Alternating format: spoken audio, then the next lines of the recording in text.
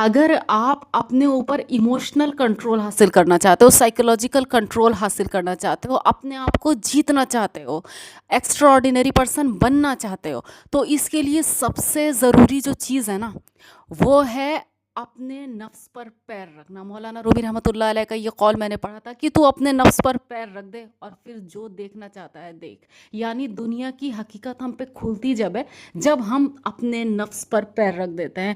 کہ بندہ کیا سمجھتا ہے نا، اگر ہم قبروں پر چادر نہیں چڑھا رہے تو ہم شرک نہیں کر رہے، اگر ہم بت کی پوجا نہیں کر رہے تو ہم شرک نہیں کر رہے.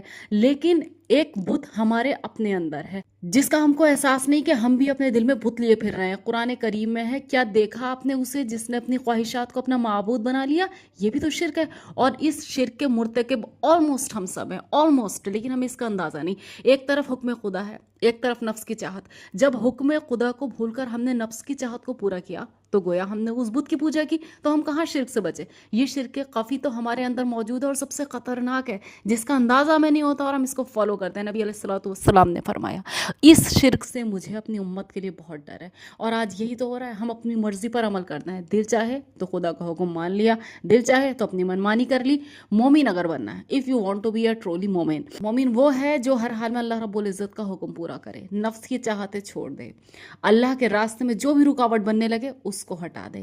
اس کے لیے پارہ نمبر 10 کے رکو نمبر 9 کی آیت نمبر 24 میں ہے ان تمام کی محبتیں جائز ہیں. لیکن اگر یہ محبت رب کے راستے میں رکاوٹ بننے لگیں تو مومن اس کے اوپر قدم رکھ کر آگے گزر جاؤ، کیونکہ منزل تمہاری کچھ اور ہے. اللہ رب العزت کا حکم ہر حال میں پورا کرنا ہے.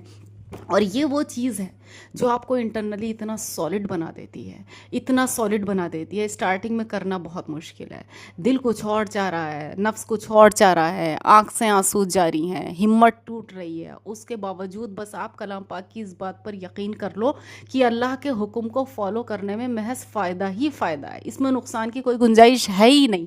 اگر آپ یہ سوچ کر اپنے نفس پر قدم رکھ کر عمل پیرا ہوتے ہو اللہ تعالیٰ کے حکم پر، اس کے بعد آپ جانو گے what is the real charm of life, what is the reason of your birth. آپ کو وہ چیزیں پتہ چلنے لگیں گی جو نارمل لوگوں کو نہیں پتہ ہیں.